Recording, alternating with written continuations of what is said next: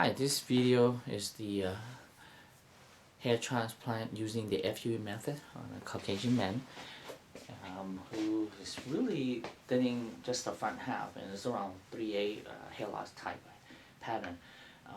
And with this type of hair loss, mild to moderate hair loss, FUE is the most preferred and most common. And actually, in my practice, I do both FUE and the strip method. Strip is the FUT.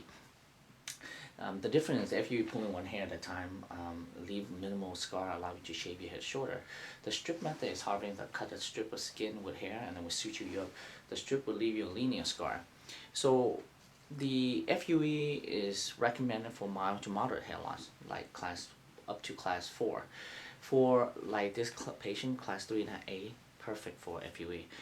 The strip method, I recommend it for a client who lost all the hair, like class 5, 6 of hair loss, so from the front all the way back completely bald, and up to class 7. And we need to move like 6,000 grafts per day. Then the strip method is a benefit. Why? Because strip method is more efficient, can harvest a large number of grafts per day. Versus the FUE, we can do 2,500 average per day. Although for Caucasian, more often than not, I can harvest around 3,000 or more per day.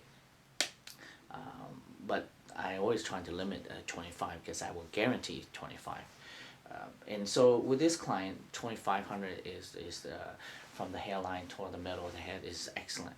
And then when you talk about building the temple, it probably going to need to go up to even 3,000 grafts. But I think we're going to limit to 2,500 grafts per day.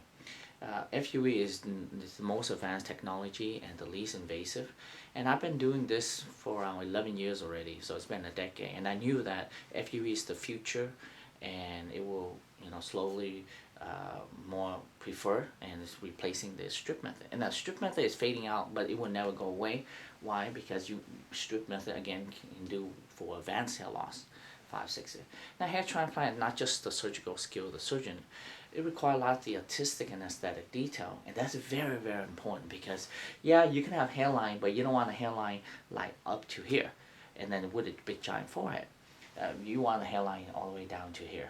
And again, when I create the hairline, it's a custom hairline. I build it around your facial structure, so each individual has his or her own unique hairline. So from the mid eyebrow to the hairline for Asian and Black is around 6.5 to 7 centimeter. For Caucasian is around 7.5 to 8.5. Again, that's just average, and as long as proportional to a third, mid eyebrow to the hairline is a third, mid glabella to the tip of the nose a third, tip of the nose to bottom chin is a third. The more narrow the face, the more arched back the hairline. The more round the face, the more flat the hairline is. And no hairline is straight, so we zigzag through it. So it's called a median point, and it's an imaginary line, but really we dance up and down. And then once we get the shape down, we will transplant at a very precise angle, 35-45 in the front, increase when you go backward, and changes when you go different direction. Not only the precise angle is important, the selection of hair graft important. We transplant rows and rows single hair graft in the front, followed by a rule to go 2 hair, 3 hair, and 4 hair in the back for bulk and volume. We like to dense pack the hair using a very unique type of instrument, and then the distance between the hair follicle, which is unique for each individual. The old technology say, oh, I can put 25 follicular unit per square centimeter or inches, whatever, and 50, 60. No, that's wrong, because each individual are different, and you don't want to put too close where it doesn't grow and too hard. So we base on your individual.